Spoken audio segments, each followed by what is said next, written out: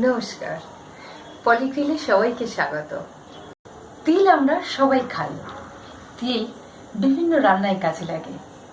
সেই তিল থেকে একটা চমৎকার মিষ্টি তৈরি হয়, যেটা আমরা সবাই ভালোবাসি। সেই মিষ্টি বা তিলের নাড়ু কিভাবে বানানো হয় চলুন দেখা যাক। 250 গ্রাম তিল নিয়েছি আমি। এই তিলগুলো শুকনো কড়াইতে ড্রাই রোস্ট করে নিতে হবে।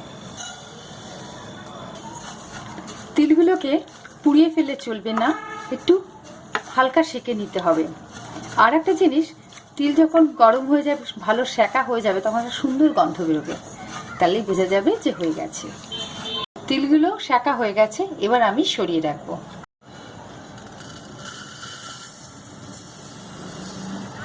কড়াইতে গুড় ঢেলে দিতে হবে এবং খুব ভালো করে ফোটাতে হবে। তিলের নাড়ু বানানোর জন্য গুড়ের পাকটা কেমন হবে আমি দেখাচ্ছি। আমি 250 গ্রাম তিলের সাথে 250 গ্রাম গুড় নিয়েছি। গুড়টা ফুটে গেছে, এবার অনেকটা দেখুন বাবলস তৈরি হয়ে গেছে। এবার হাতে একটুখানি নিয়ে দেখতে হবে যেরকম সুতো মতন হয়েছে কিনা। সুতোর মতন হলে বুঝতে হবে এর পাক তৈরি হয়ে গেছে, চিটচিটে হয়ে গেছে। আমাকে গ্যাস বন্ধ করে দিতে হবে।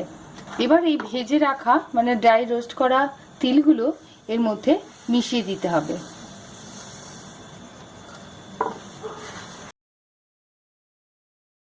এই গুড়ের সাথে তিলগুলো খুব ভালো করে মিশিয়ে দিতে হবে।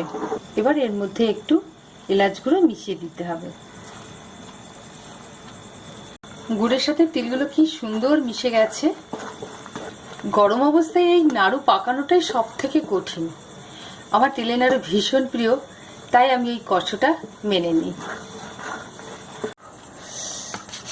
প্রচন্ড গরম, এই গরম অবস্থায় নাড়ু পাকাতে হবে।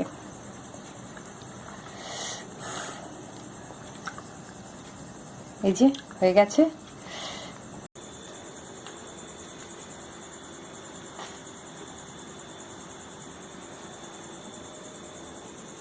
এই হলো আমার সেই তিলের নাড়ু।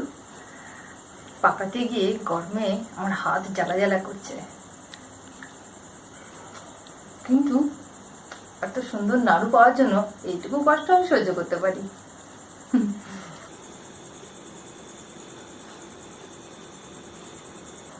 এরকম আরো অনেক রেসিপি পাওয়ার জন্য আমার ইউটিউব চ্যানেলে অবশ্যই সাবস্ক্রাইব করবেন।